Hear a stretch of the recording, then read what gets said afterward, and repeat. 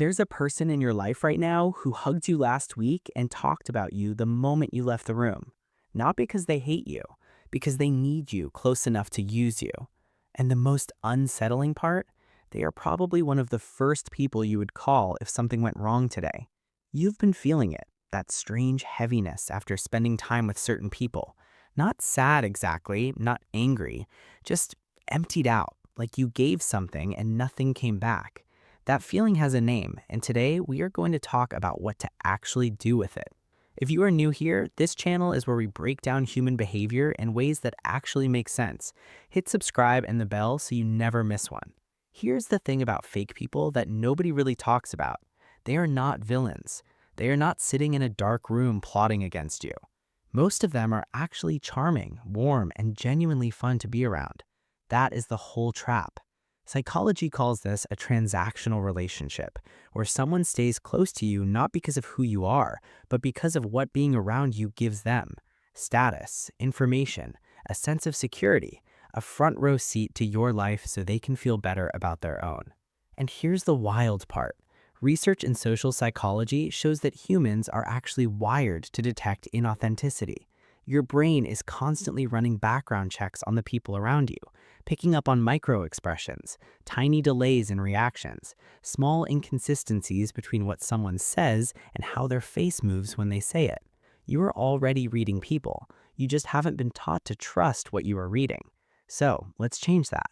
Stop watching what people say, start watching what people do when life gets good for you. That's it. That's the whole thing. But let's slow that down because it's deeper than it sounds. Fake people are actually great in a crisis. They show up, they bring the food, they say all the right things. And that's where most people get confused. They think that support means the relationship is real, but showing up when things are bad costs very little socially. It makes people feel like a good friend without requiring any real generosity. The real test is joy. Share good news with someone and watch their face, not after they speak, before. Real connection means someone else's win activates your reward centers. Genuine friends feel a version of your happiness because they're actually rooting for you. Neuroscience backs this up. When we're close to someone, we experience a phenomenon called emotional contagion. Their mood literally moves into us involuntarily. Fake people do not have that with you. So when you share good news, there's a lag, a fraction of a second where their face does nothing. Then the smile arrives, performed, not felt.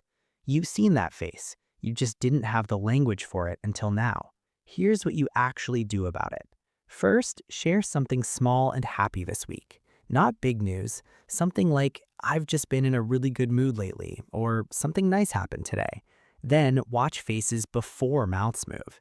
A real person lights up. A fake one has to catch up to the moment. Second, go quiet. Not forever, just for a stretch. Stop being the one who always reaches out first. Pull back a little, not out of anger, just to create space. Then watch who fills it. Real people notice your absence because they actually want you around. Fake people only resurface when they need something, and when they do, you'll feel it in the first sentence of their message. Third, the favor test. Ask someone for something small, easy, one small thing. Real people either help or they're honest about why they can't right now. Fake people say yes immediately, enthusiastically, and then quietly don't follow through. Excuses come in later, apologies. "I meant to." The small promise is always a preview of the big one. Fourth, stop explaining yourself. This one's harder, but it's the most powerful. Fake people survive on your need to be understood. Every time you over-explain, over-apologize, or defend your choices to someone who is never going to see your side anyway, you're handing them material, your thoughts, your doubts, your soft spots. When you go quiet instead, when you just say, "Okay," and move on, they have nothing to work with. And that frustrates them in a way that usually reveals exactly who they are very quickly. Here's something genuinely fascinating. Studies on social deception suggest that people who feel entitled tend to be worse at hiding fake emotions, not better, because entitlement makes you less empathetic over time, which means reading the room gets harder. So the people who think they're the best at playing others are often the easiest to catch if you know what to look for. One more thing before we wrap up, and this part matters. If fake people have stayed in your life longer than they should have, that's not stupidity. That's loyalty working against you. You kept the door open because closing it felt like giving up on someone.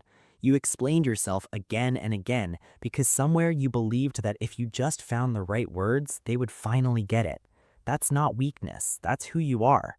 The goal is not to become someone who trusts no one.